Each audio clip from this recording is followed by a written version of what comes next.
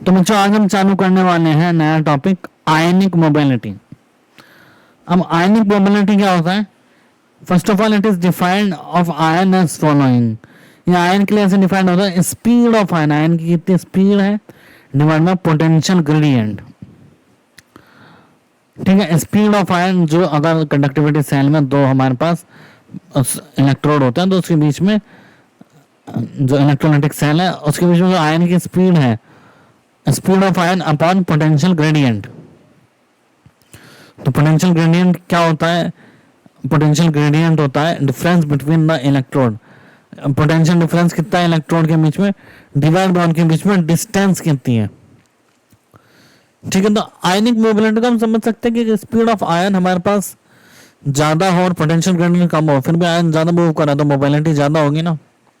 हमने कम पोटेंशियल लगाया, speed already ज्यादा है तो पोटेंशियल ग्रेडियंट ज्यादा होगा, सॉरी आयनिक मोबिलिटी ज्यादा होगी। या फिर स्पीड कम हो, पोटेंशियल ग्रेडियंट ज्यादा लगाया तो भी आयनिक मोबिलिटी कम होगी। ठीक है, तो अंडरस्टूड है ये फॉर्मूला हमारे पास। तो अब हम इसको from an ion ionic mobility, ion से क्या होता है ionic mobility is also related to the molar conductance as well as.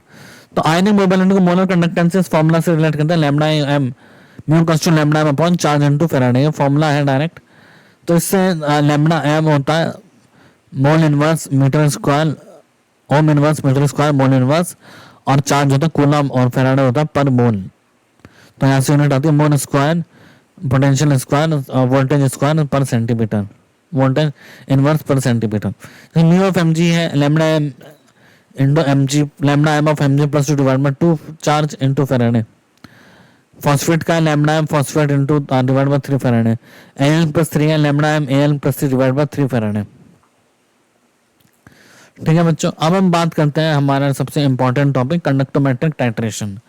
अब कंडक्टोमेट्रिक टाइट्रेशन क्या बच्चों, यहाँ पे हम जो टाइट्रेशन है उसमें हम उसकी कैलकुलेशन हम कंडक्टिविटी के मेजरमेंट से करते हैं। कंडक्टोमेट्रिक टाइट्रेशन में हम जो टाइट्रेशन है वो कंडक्टिविटी के मेजरमेंट से करते हैं, कंडक्टिविटी के कंडक्टेंस के मेजरमेंट से। तो क्या होता है, हमारे पास एक कंटेनर होता है जिसमें हम कोई हमारे पास सोल्यूशन रखा होता है, वो स्ट्रॉन्ग इलेक्ट्रोलाइट भी हो सकता है, वीक भी हो सकता है। अब हम उसमें एक ब्यूरेट में से लेके दूसरा जो सोल्यूशन है वो ऐड कर रहे होते हैं, एक सोल्यूशन में दूसरा सोल्यूशन ऐड कर रहे होते हैं, तो वो भी स्ट्रॉन्ग या वीक हो सकता है। तो जो सोल्यूशन की कंडक्टिविटी चेंज हो रही है टाइम बाय टाइम, उससे हम इक्विवेलेंस पॉइंट और भी चीजें पता लगा सकते हैं, मेन इक्विवेलेंस पॉइंट पता लगाते हैं। ठीक है, तो monitoring the conductance of a solution present in critical conical flask, addition of solution from burette. तो मॉनिटरिंग जो कंडक्टेंस की है कॉनिकल फ्लास्क में by the addition of solution from the burette is known as conductivity conductometric titration. अब conductometric titration में हमारे को कुछ इंपॉर्टेंट चीजें याद रखनी होती है, जैसे अगर इक्विमोलर सॉल्यूशन है, दोनों की मोलैरिटी सेम है, तो लैम्डा एम जो लैम्डा एम क्या, फिर कंडक्टेंस की बात करें, conductance of strong electrolyte is always greater than weak electrolyte. ये हमें पता है, स्ट्रॉन्ग इलेक्ट्रोलाइट का कंडक्टेंस वीक इलेक्ट्रोलाइट से ज्यादा होता है।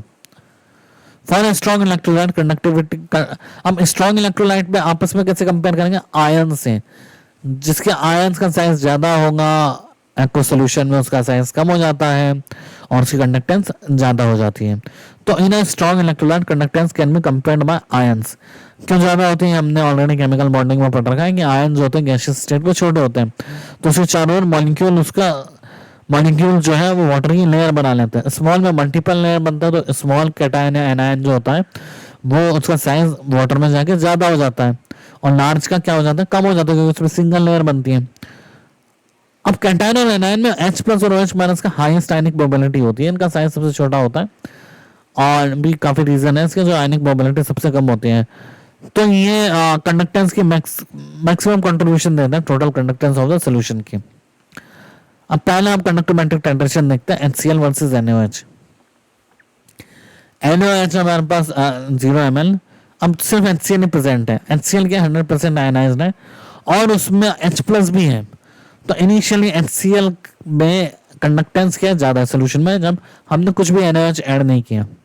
तो उसको हम ग्राफ पे प्लॉट करते हैं बच्चों, वहां से हम इसको करते हैं। तो देखो हमारे पास HCl है, NaOH है। HCl स्ट्रॉन्ग इलेक्ट्रोलाइट है, ठीक है, ये हमारे पास स्ट्रॉन्ग इलेक्ट्रोलाइट है। अब स्ट्रॉन्ग इलेक्ट्रोलाइट होने के बाद भी इसके पास H प्लस और है, तो और ज़्यादा स्ट्रॉन्ग इलेक्ट्रोलाइट है, ठीक है। तो अब जब हमने NaOH ऐड करना चालू किया तो NaOH HCl से रिएक्ट करके इसको NaCl में कन्वर्ट कर देगा, और वाटर तो एक्वस था ही, वाटर तो वाटर रहेगा। तो HCl NaCl में कन्वर्ट हो गया, वाटर कन्वर्ट हुआ, और अब HCl एक स्ट्रॉन्ग इलेक्ट्रोलाइट है, NaCl भी क्या है, एक स्ट्रॉन्ग इलेक्ट्रोलाइट है। अब HCl और NaCl आपस में रिएक्ट में आपस में कंपेयर करेंगे, मैं स्ट्रॉन्ग से स्ट्रॉन्ग में जा रहा है, ठीक है। तो कैसे कंपेयर करेंगे, कंडक्टिविटी इंक्रीज हो रही है कि डिक्रीज हो रही है, देखते हैं। पहले तो ज्यादा थी, अब देखते हैं। अब HCl में H प्लस और Cl माइनस पे ब्रेक होगा, NaCl में Na प्लस और Cl माइनस पे ब्रेक होगा। अब Cl माइनस और Cl माइनस की कंडक्टिविटी तो सेम है ना, सेम आयन है।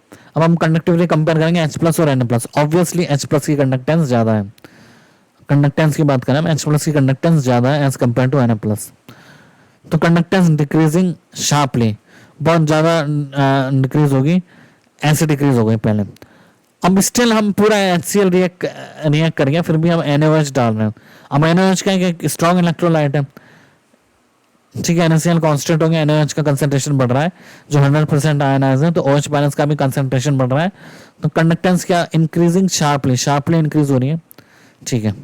अब हम बात करते हैं दूसरा, तो यहाँ पे जो वॉल्यूम ऑफ NaOH है, इस पॉइंट पे क्या हो जाएगा, इक्वलेंस पॉइंट या कंडक्टेंस का ये V वाला पॉइंट आ रहा हो। तो बच्चों ये चीजें ध्यान रखने की होती हैं।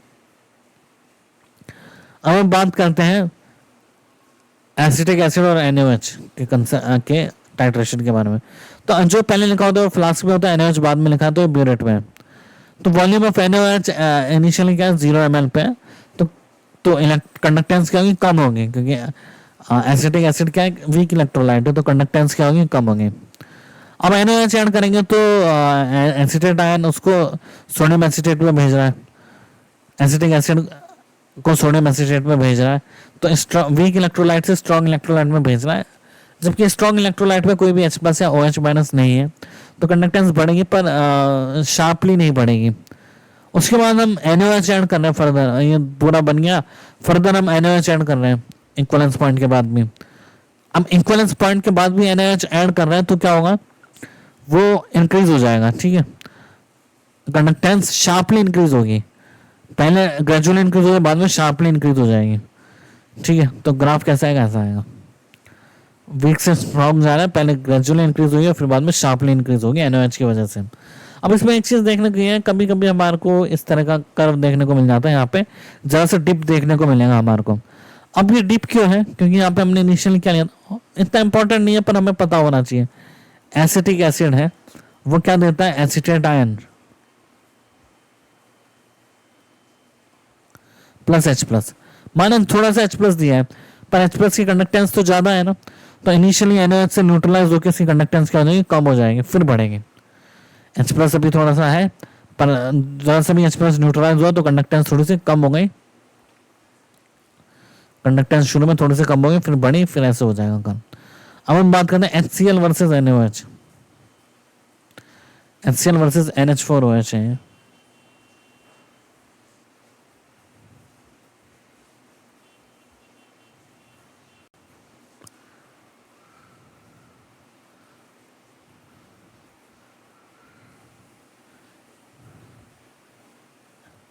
NH4OH, HCl versus NH4OH। तो HCl NH4OH से रिएक्ट करता है, बनाएगा NH4Cl प्लस H2। अब देखो HCl क्या है, स्ट्रॉन्ग इलेक्ट्रोलाइट है, NH4Cl में तो इसकी कंडक्टेंस शुरू में ज़्यादा है, अभी NH4Cl में कन्वर्ट हो रहा है, तो एक तो H प्लस है, NH4Cl भी क्या है, स्ट्रॉन्ग इलेक्ट्रोलाइट है, लेकिन यहाँ पे H प्लस है और यहाँ पे कंपेयर करें तो NH4 प्लस, H प्लस किस में कन्वर्ट हो रहा है, NH4 प्लस, तो शार्पली डिक्रीज होगी। अब NH4Cl स्ट्रॉन्ग इलेक्ट्रोलाइट, हम इसमें NH4OH और ऐड कर रहे हैं, ठीक है। तो NH4OH स्ट्रॉन्ग इलेक्ट्रोलाइट है, अब इसमें हम NH4OH और ऐड करें तो NH4OH एक वीक इलेक्ट्रोलाइट है, तो वीक इलेक्ट्रोलाइट तो कंडक्टेंस चेंज नहीं करेगा, तो इसके लगभग कंडक्टेंस क्या होगी, सेम रहेगी, डिक्रीज तो होगी नहीं, क्योंकि ऑलरेडी हमारे पास स्ट्रॉन्ग इलेक्ट्रोलाइट है। NH4OH ऐड करना है तो फिर ना ये डिसोसिएट होगा, तो डिसोसिएट नहीं होगा तो कंडक्टेंस लगभग उतनी ही रहेगी। अब हम बात करते हैं एसिटिक एसिड और NH4OH, आए इसका कर्व समझते हैं। एसिटिक एसिड में वापस से एक जरा सा डिप देखने को मिलेगा, इनिशियली एसिटिक एसिड जो है हम देखें एसिटिक एसिड CH3COOH NH4OH से रिएक्ट करेगा और बनाएगा CH3COONA plus CH3CONH4 plus.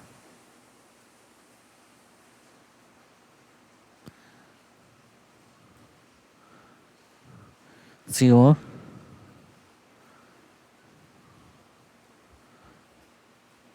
NH4 plus plus H2, NH4 plus भी नहीं NH4 बनाएगा और H2। ठीक है, अब क्या होगा, ये हमारे पास अगेन एक वीक इलेक्ट्रोलाइट है तो इसकी कंडक्टेंस कम होगी, बट NH4OH से जरा सा डिप लेगा शुरू में। ठीक है, डिप इतना इंपॉर्टेंट नहीं, पर एक डिप आएगा क्योंकि ये किस में कन्वर्ट होगा, ये कन्वर्ट होगा CH3COO minus plus H plus तो कुछ है। ठीक है, ये हमारे पास फ्लास्क में और ये ब्यूरेट में है। ठीक है, तो H प्लस का कंसेंट्रेशन कम होगा। अब NH4OH इसको न्यूट्रलाइज करेगा तो H प्लस को ये जरा सा न्यूट्रलाइज किया तो फिर डिप आया। अब ये acetic acid sodium ammonium acetate में कन्वर्ट हुआ तो एक स्ट्रॉन्ग इलेक्ट्रोलाइट में कन्वर्ट हो रहा है जिसमें कोई H प्लस OH नहीं माइनस नहीं है, तो एक ये ग्रेजुअली इंक्रीज करेगा। अब जब हमने सारा अमोनियम एसिटेट बन गया एसिटिक एसिड का, अब हम फर्दर NH4OH ऐड कर रहे हैं जो कि वीक इलेक्ट्रोलाइट है, तो फिर ये कांस्टेंट रहेगा। ठीक है, आइए अगला NaCl प्लस AgNO3। अब NaCl AgNO3 में देखो NaCl की रिएक्शन AgNO3 से होगी। अब AgNO3 हमारे पास लिमिटिंग रिएजेंट है क्योंकि ब्यूरेट में प्रेजेंट है। अब NaCl कन्वर्ट होगा AgCl में और NaNO3 में। AgCl का प्रेसिपिटेट बन जाएगा व्हाइट कलर का और NaNO3। तो अगर हम देखें टोटली NaCl किस में कन्वर्ट हो रहा है, NaNO3 में। तो Na और Na तो सेम है, तो Cl माइनस किस में कन्वर्ट हो रहा है, नाइट्रेट आयन में। अब Cl माइनस नाइट्रेट आयन में कन्वर्ट हो रहा है। ठीक है, Cl माइनस नाइट्रेट आयन में कन्वर्ट हो रहा है।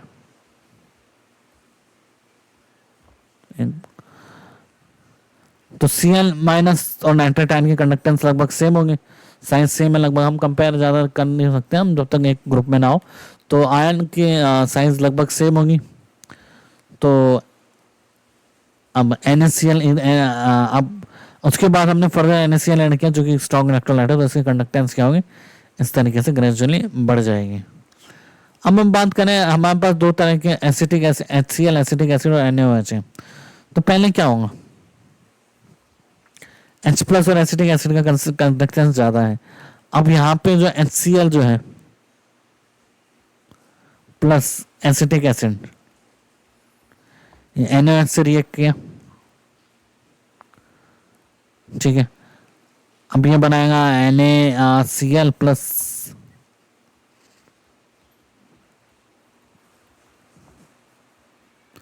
ठीक है। अब क्या हुआ, HCl एक स्ट्रॉन्ग इलेक्ट्रोलाइट है, तो पहले HCl से रिएक्ट करेगा भाई, H प्लस ज़्यादा मिलेगा क्योंकि ये एक स्ट्रॉन्ग एसिड है, स्ट्रॉन्ग बेस है NaOH। तो HCl को किस में कन्वर्ट करेगा, NaCl में कन्वर्ट करेगा। तो अगेन H प्लस किस में जाना है, Na प्लस में, तो शार्पनेस डिक्रीज होगी। अब फर्दर NaOH और ऐड करेंगे तो ये एसिटिक एसिड को न्यूट्रलाइज करेगा। अब एसिटिक एसिड से अब जाना है सोडियम एसिटेट में, तो एसिटिक एसिड से जाएगा सोडियम एसिटेट में, तो भी इसको शार्प। तो अब ये अगर हम देखें वीक इलेक्ट्रोलाइट से स्ट्रॉन्ग इलेक्ट्रोलाइट में जा रहा है, पर स्ट्रॉन्ग इलेक्ट्रोलाइट में कोई भी H प्लस NaOH माइनस नहीं है, तो फिर ये ग्रेजुअली बढ़ेगा। अब वापस से मैंने ऐड कर रहा है जो कि स्ट्रॉन्ग इलेक्ट्रोलाइट है, पर उसमें क्या है, हमारे पास OH माइनस है। अब उसमें OH माइनस है तो फिर ये शार्पली इंक्रीज हो जाएगा। ठीक है, तो इस तरीके से हम देखते हैं कंडक्टेंस, और इसको कहते हैं कंडक्टोमेट्रिक टाइट्रेशन।